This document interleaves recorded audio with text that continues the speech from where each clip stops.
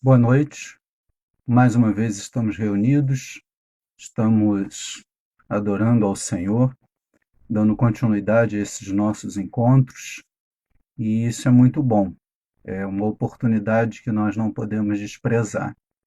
E eu louvo a Deus, porque esta ferramenta, este momento, tem sido compartilhado, pessoas têm sido abençoadas e não está fugindo ao propósito original de mantermos a nossa comunhão, o nosso relacionamento. Hoje nós começamos agradecendo. Se os irmãos repararam, ultimamente nós só temos tido motivos de gratidão para compartilharmos logo no início da nossa transmissão. A gratidão por mais um ano de vida do irmão Augusto, fazendo aniversário hoje. Irmão Augusto, que Deus o abençoe. Agradecer a Deus. Ontem nós fizemos um pedido de oração. Aquela jovem que nós oramos ontem, hoje, o quadro dela, graças a Deus, as notícias são muito boas. O traumatismo craniano não chegou a um ponto de agora ter que passar por uma cirurgia, então nós louvamos a Deus por essa bênção, essa vitória. Já estão pensando, os médicos já estão tratando a questão até de tirar a respiração mecânica dela, porque estão vendo que a evolução dela tem sido muito boa. Então vamos continuar orando, vamos continuar agradecendo a Deus. Enfim, são muitas razões, com certeza. Eu tenho certeza que se nós estivéssemos agora presencialmente, muitos irmãos teriam que compartilhar como motivo de gratidão, mesmo em todas esse momento que estamos vivendo. E nós só temos que agradecer a Deus. Então nós vamos começar orando, agradecendo ao Senhor por esta oportunidade, agradecendo ao Senhor pelo irmão Augusto, aniversariante, agradecendo a Deus por tudo aquilo que ele tem feito a favor de cada um de nós. Vamos orar, vamos agradecer ao Senhor. Senhor Deus, nosso bondoso Pai, muito obrigado porque mais uma vez estamos reunidos, reunidos em Teu nome, reunidos em torno da Tua palavra, reunidos, ó Pai, buscando de Ti a graça e a misericórdia que só do Teu altar provém. Nós queremos Te agradecer pela vida do irmão Augusto, mais um ano de vida que o Senhor está acrescentando a ele, outros aniversariantes, ó Pai, que não chegou ao nosso conhecimento, mas que o Senhor esteja também cuidando, abençoando, recebendo a gratidão de cada um deles. Nós também te agradecemos, Senhor Deus, pela melhora daquela adolescente, porque vemos que o Senhor está ali operando, o Senhor está abençoando, e agora queremos te pedir, Senhor Deus, fala aos nossos corações, aplica, Senhor Deus, a tua palavra às nossas vidas. É em nome de Jesus que nós oramos. Amém. Mais uma vez, meus irmãos, lembrando, tá? Já a partir agora, dessa semana, 1º de maio, o Ministério de Família da nossa igreja está aí preparando uma série de surpresas, algumas coisas muito bacanas. Enfim, fiquem atentos e continuem orando por toda a programação que está sendo proposta para esse mês de maio. Então, independente do distanciamento físico, não vamos deixar de celebrar ao Senhor e agradecer a Ele pelas nossas famílias e por tudo aquilo que Ele tem nos dado. Eu gostaria de, nesses dias, não amanhã, porque amanhã nós vamos ter um pastor que vai pregar para a gente, né? Então, vamos pular amanhã, mas esses dias eu quero pensar um pouquinho com os irmãos sobre sofrimento. Eu sei que às vezes nós ficamos com aquela angústia do salmista, né? Até quando não ouves a minha oração? Até quando não me respondes? Por que virou as costas para mim? O próprio Jesus vai repetir um dos salmos, né? Deus meu, por que me desamparaste? Então, é muito importante nós entendermos que nós somos seres humanos. O fato de termos aceitado Cristo não nos tornou super-homens, super-mulheres, pessoas que estão acima do sofrimento, pessoas que não são afligidas. Não, muito pelo contrário, parece que algumas coisas ficam até muito mais evidentes agora para nós, porque inclusive temos uma percepção espiritual do que está acontecendo à nossa volta. Mas é óbvio que nessa humanidade nossa, como eu falei, está lá dentro dos salmos. Quantos salmos com essas queixas sinceras, com essas queixas honestas.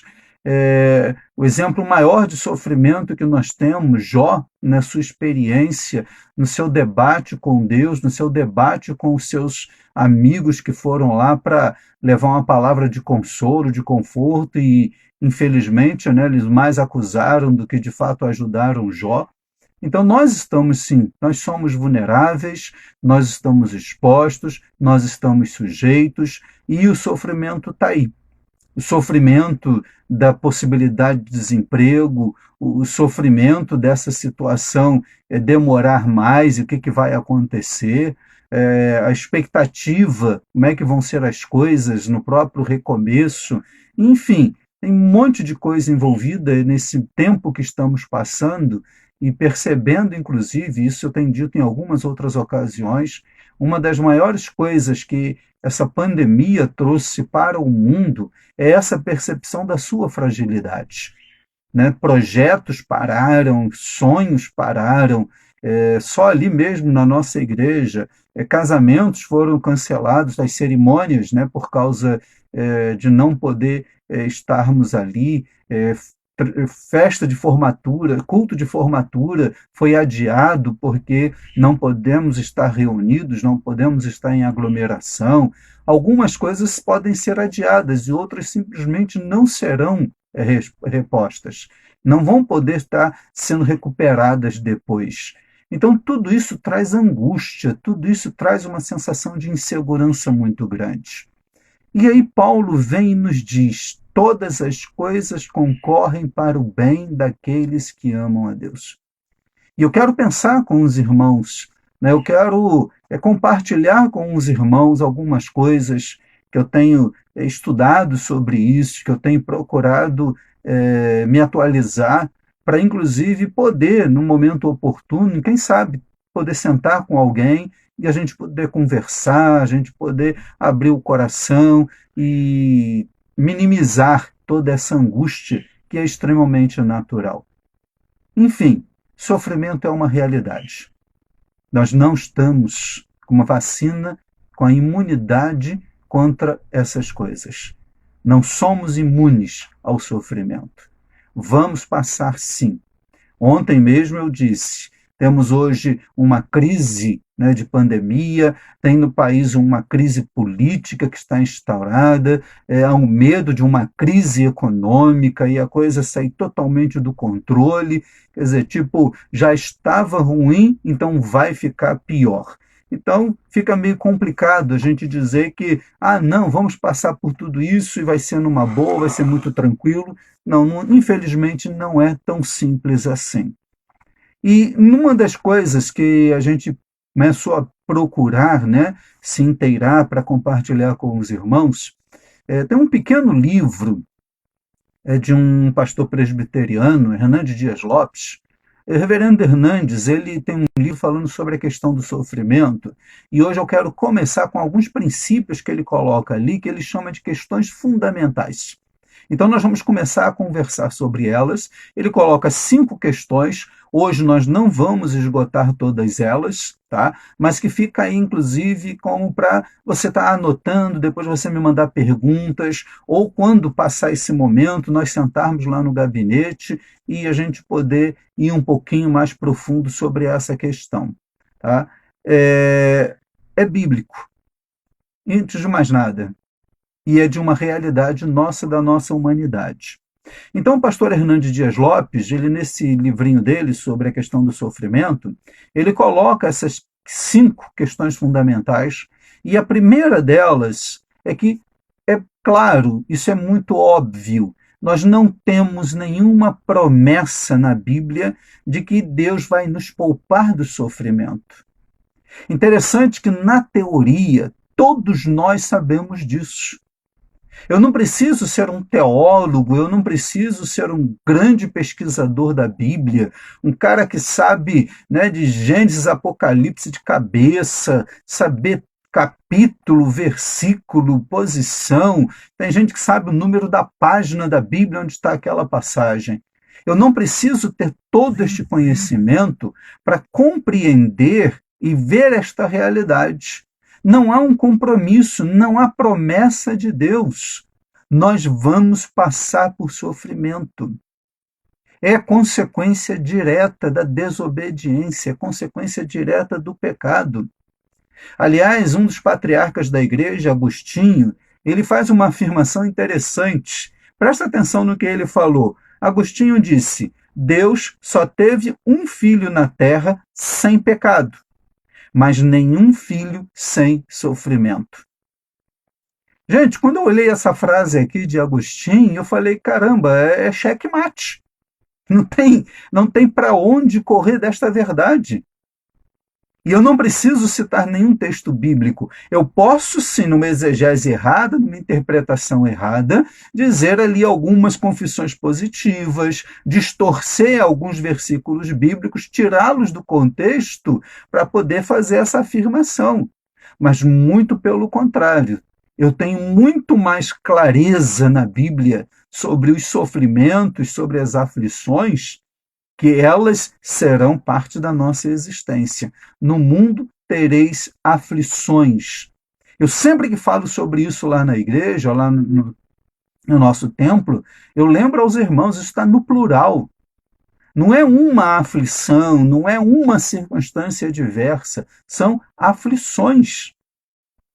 É um luto que a gente sabe que todo mundo vai morrer, mas quando aquilo acontece na nossa casa, aquilo nos desestrutura, aquilo nos afeta, aquilo aperta o coração.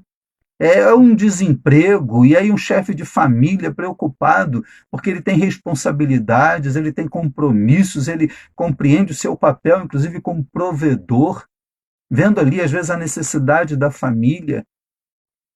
E ainda tem que agradecer se a esposa trabalha, porque é pelo menos algum dinheiro que está entrando em casa, então o mínimo vai ser mantido dentro da casa. É tantas outras situações que nós estamos expostos. Então, temos que ter isso muito claro para a gente. Não há nenhuma promessa de que Deus vai nos poupar do sofrimento. E aí eu corroboro, eu assino embaixo do que Agostinho disse. Deus só teve um filho na terra sem pecado, mas nenhum filho sem sofrimento. Isso vai fazer parte da nossa própria Constituição. A outra questão fundamental sobre o sofrimento é que Deus trabalha nas circunstâncias dolorosas da nossa vida e canaliza para o nosso bem. É o que Paulo disse, eu citei esse texto logo no começo. Todas as coisas concorrem para o bem. Se nós pegarmos uma linha histórica, tá? Vamos pensar, por exemplo, os mártires do cristianismo. Vamos começar com o próprio Paulo, não vamos lá em Estevão, não, primeiro mártir do cristianismo. Vamos na própria história de Paulo. Quando ele diz que, eu falei sobre esse texto há dias atrás, quando ele compara, ele pesa, né, a momentânea e leve tribulação com o peso da glória que há de vir, então ele faz essa comparação e diz que não, olha, é muito maior o peso da glória do que dessa leve e momentânea tribulação. Só que aí a gente lembra, leve e momentânea, Paulo foi chicoteado não apenas uma vez. Paulo foi apedrejado, jogado lá de fora da cidade, porque já estava sendo dado como morto. Eu não sei se você já levou uma pedrada, eu já levei. E dói muito e sangra. Imagina alguém estar ali sendo apedrejado. A angústia da pessoa deve ser tipo que uma pedra maior vem e já faça um dano na minha cabeça e eu morra para que pelo menos esse sofrimento acabe. Paulo foi preso. Paulo sofreu naufrágio. Paulo foi perseguido. E ele diz com tudo isso, a minha leve e momentânea tribulação, o meu leve e momentâneo sofrimento, não se compara com o peso da glória. Olha só que Paulo, percebendo que as circunstâncias dolorosas, Deus está canalizando para algo muito maior. Claro, não estamos dizendo aqui de uma passividade, de sermos tipo cordeirinho. Não, pode bater, pode perseguir. Não.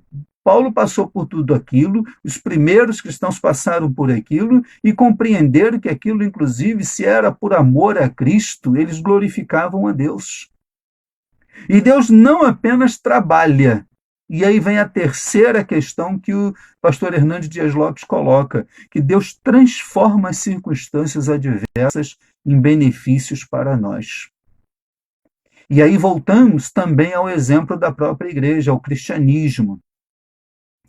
Nos lugares em que levanta-se uma perseguição contra os cristãos, há depois um avivamento, há um crescimento. Olha só, as pessoas se levantam pensando que vão acabar com o cristianismo, que vão fechar as igrejas, que vão calar a voz dos cristãos. E depois, este evangelho neste local, ele cresce de uma maneira poderosa. Se nós pegarmos o próprio exemplo da China, há um crescimento do evangelho naquele país, apesar de toda a perseguição religiosa. É que nós não temos informações da Coreia do Norte. É um país extremamente fechado, suas comunicações elas são muito cerceadas. Mas, meus irmãos, eu creio que tem muitos cristãos ali na Coreia do Norte. Tem muita gente que já aceitou Jesus ali na Coreia do Norte, apesar de toda a repressão do Estado, apesar de toda a proibição. E nós poderíamos citar outros exemplos, inclusive exemplos comprovados historicamente. Nesses lugares em que aconteceram essas perseguições, aquilo se transformou depois até em motivo de crescimento da igreja. Outro benefício que o sofrimento traz para nós é o próprio amadurecimento. O sofrimento, a dor, né, ela tem uma função pedagógica nas nossas vidas.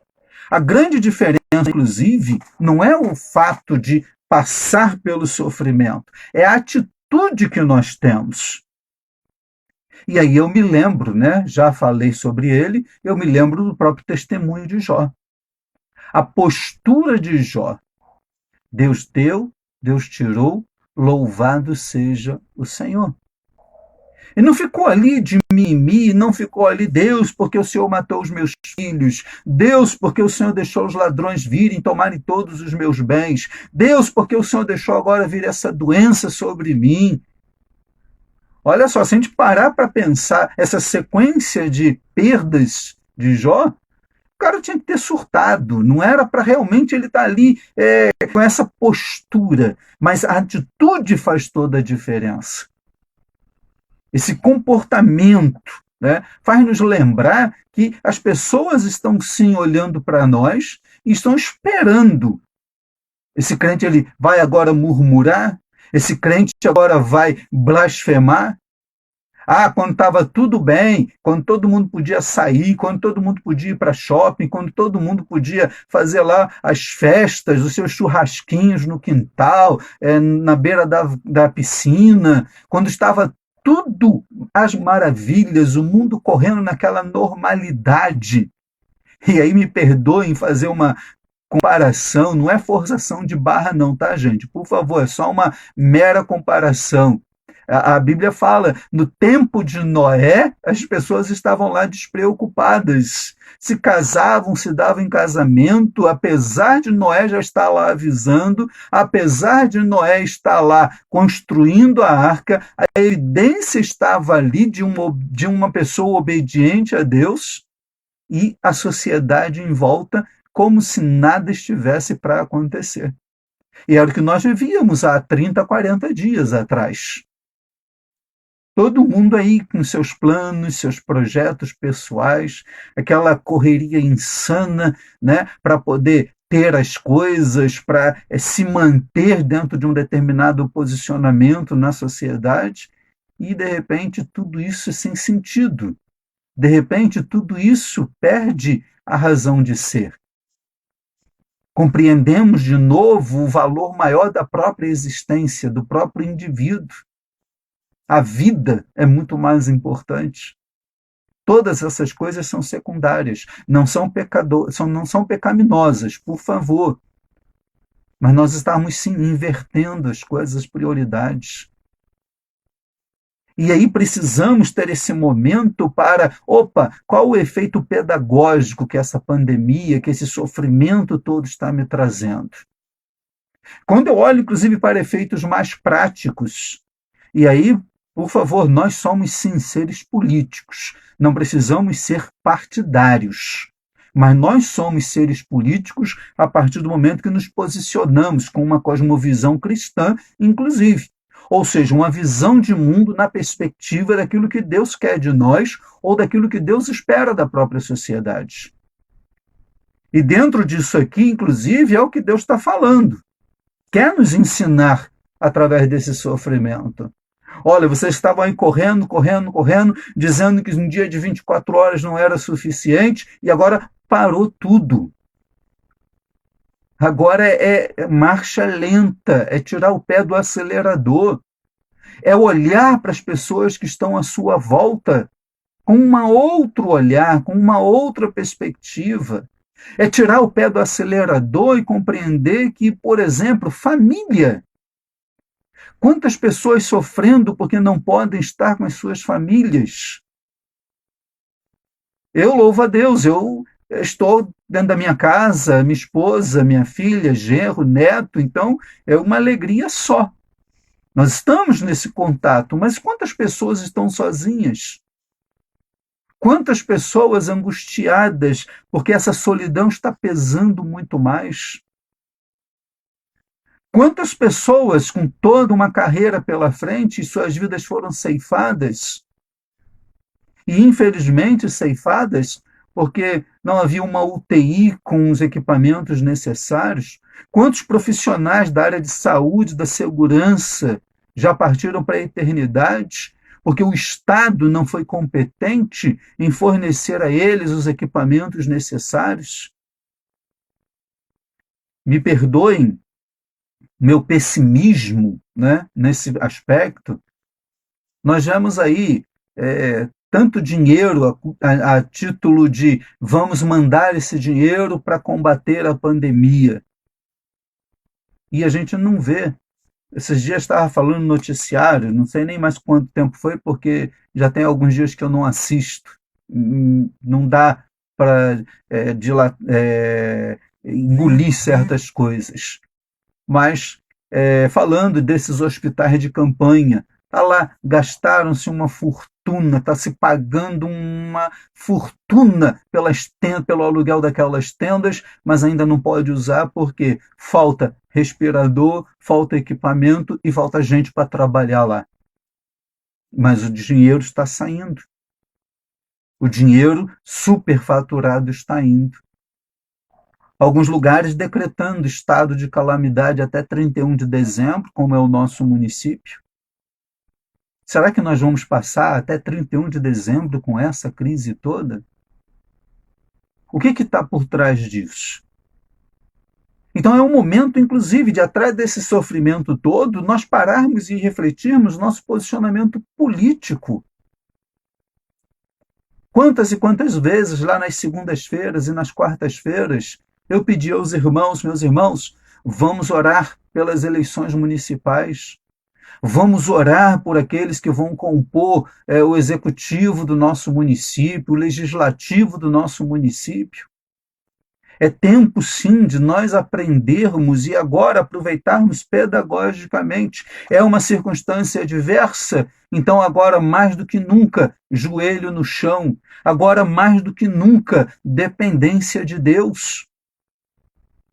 Então, nessas 3 primeiras questões fundamentais que o sofrimento pode trazer para nós, nós vamos reforçar cada vez mais.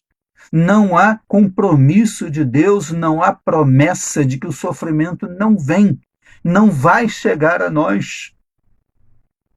Vamos passar sim, no mundo tereis aflições. Lembrem da citação de Agostinho. Deus só teve um filho na terra sem pecado, mas nenhum sem sofrimento. Até Jesus passou. Lembra quando nós estávamos aqui naquela semana da Páscoa, o texto de Marcos? Jesus lá pedindo que os discípulos ficassem acordados com ele e ele falar: a minha alma está angustiada até a morte. É o Filho de Deus, o Deus homem, o Emanuel, Deus encarnado. Mas ele passou por isso. Mas quando na minha cosmovisão, na minha perspectiva bíblica, quando eu percebo que Deus trabalha nas circunstâncias e Ele pode transformar aquilo em bem na minha vida, eu descanso, eu espero. Eu posso até dizer para Deus: Senhor, eu não estou entendendo. Senhor, está doendo muito isso. Senhor, eu estou no meu limite, ou pelo menos eu penso que já estou no meu limite. Senhor, a vontade é só de chorar, a vontade é só de gritar, mas Ele canaliza, Ele trabalha as circunstâncias, porque não há impossíveis para Deus. E se nessa circunstância, eu já falei e vou repetir, Deus fizer de cada um de nós crentes melhores, crentes mais comprometidos, cristãos verdadeiros, refletindo a glória de Deus, exalando o cheiro suave de Jesus. Então ele está sim trabalhando nessa circunstância dolorosa em nossas vidas e vai canalizar isso para o bem. E ele tem capacidade, poder e autoridade para transformar essas adversidades. Quantos testemunhos, quantas e quantas pessoas, né, elas mudam a sua postura. Eu estava relendo essas questões todas, repassando algumas dessas questões, e aí me lembrei, né, de pessoas que conseguiram transformar a sua dor, o seu luto, seu sofrimento em benefício para o outro. Eu vou, por exemplo, citar, né? Eu não lembro agora o nome dessa instituição. Uma família perdeu seu filho por causa de trânsito, pessoas embriagadas no trânsito, imprudência no trânsito. Então, em vez de ficar lá sentindo pena de si mesmo, ficar lá se corroendo da saudade, criaram uma ONG para tratar essa questão da educação no trânsito. E brigar, inclusive, né, dentro do Congresso para que leis mais rígidas fossem feitas para que as coisas revertessem, para que tantas pessoas não morressem mais no trânsito. Então a pessoa usou a sua dor, ela conseguiu da parte de Deus uma força que é sobre-humana, é sobrenatural, e ela transformou aquilo ali em benefício para os outros. Pessoas que perderam seus parentes, por exemplo, para o câncer. E aí tem condições financeiras, investem em dinheiro para apoiar pesquisa, outros em campanhas, né, para doações de órgãos e por aí vai. Investir na qualidade de quem está ali, tanto trabalhando para descobrir uma doença ou amenizar, ou aquelas pessoas que precisam.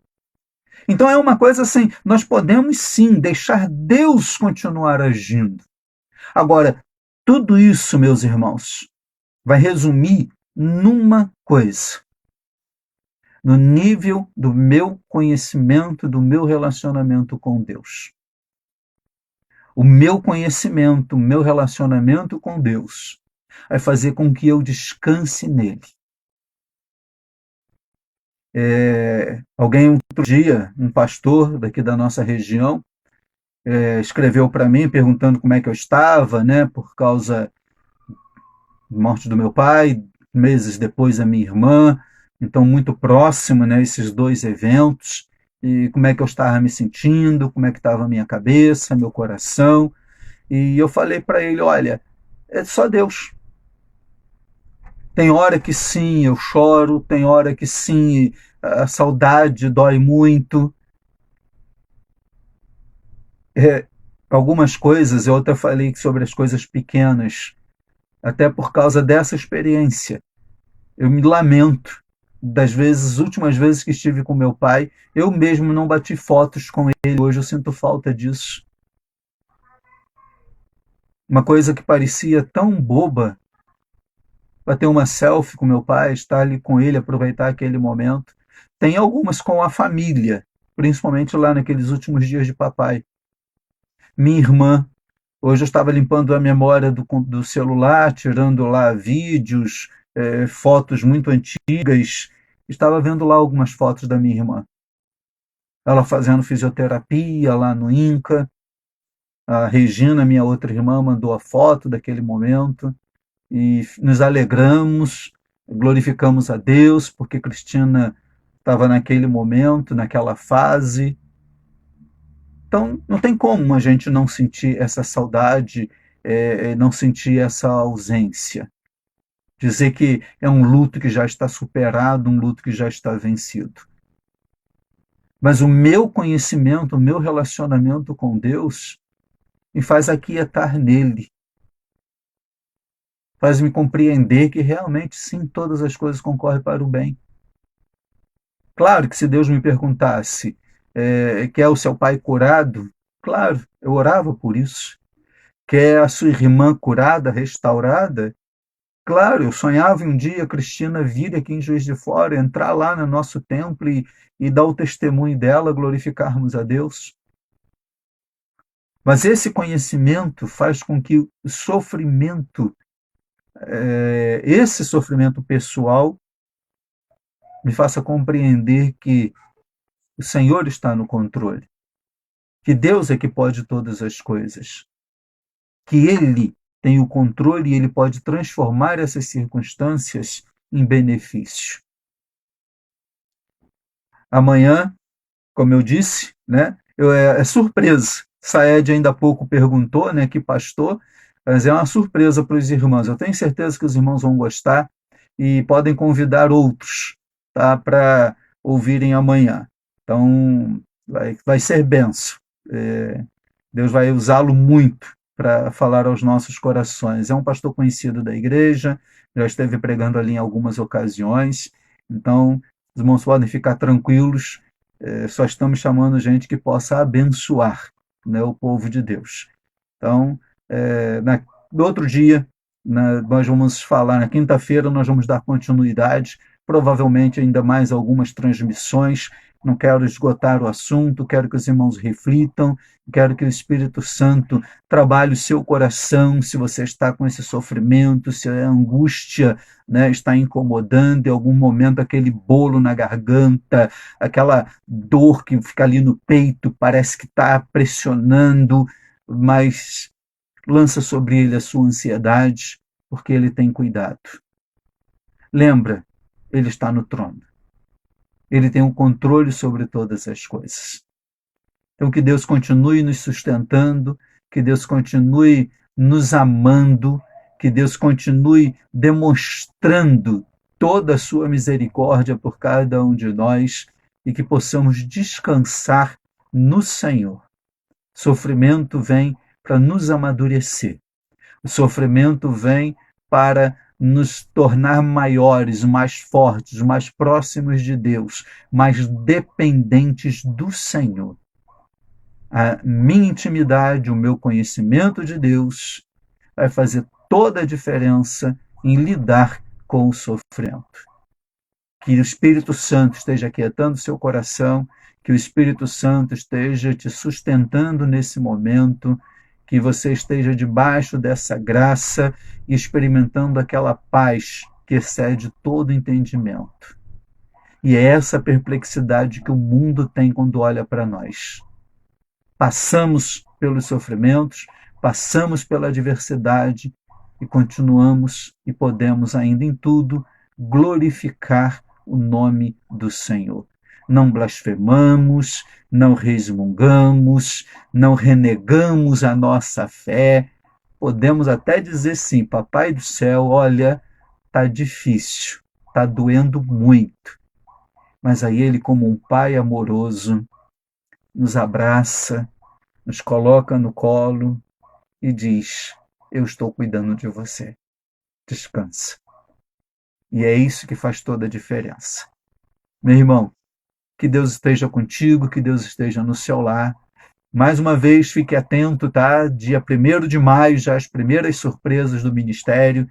Vamos estar aí esperando e desejando que realmente seja bênção na vida de cada família.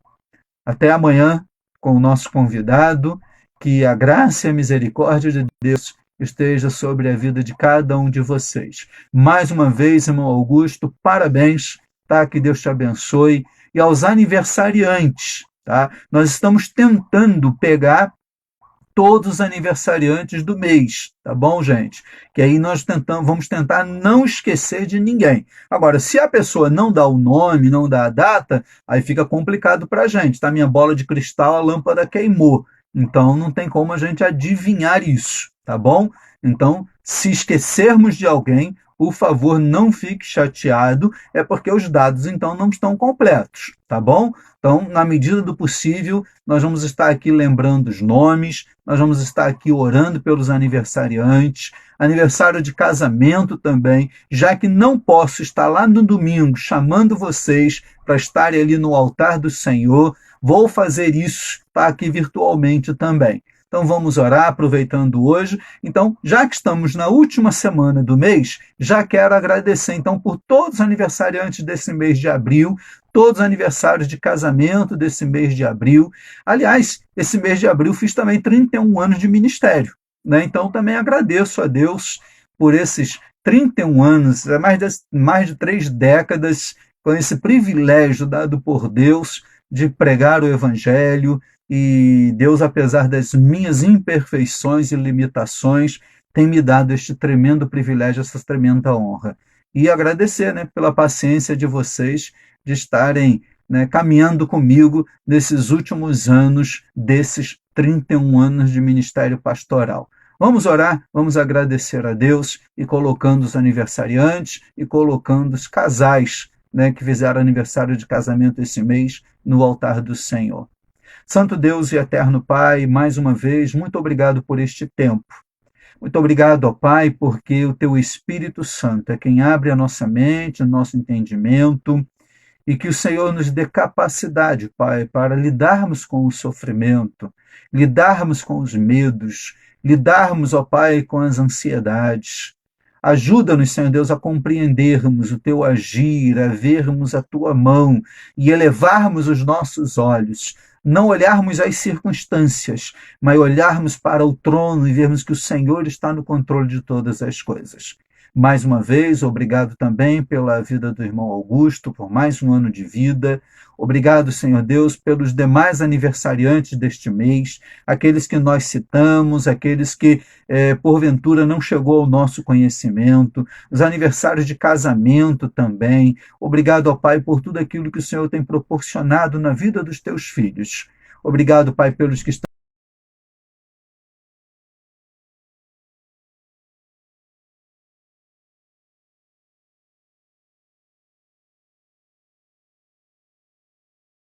privilégio. Aplica a tua palavra, aquieta os corações, ajuda-nos nas nossas imperfeições. É com o perdão dos nossos pecados e em nome de Jesus por quem nós oramos. Amém e amém. Meus irmãos, que Deus os abençoe e amanhã estaremos juntos em nome de Jesus. Um abraço, saudade de todos e orando para que muito em breve possamos estar juntos. Juntos para nos abraçar, juntos para celebrarmos comunitariamente, juntos para nos vermos. Que Deus os abençoe e Deus lhes conceda uma noite de paz, uma noite de descanso. Amém, igreja?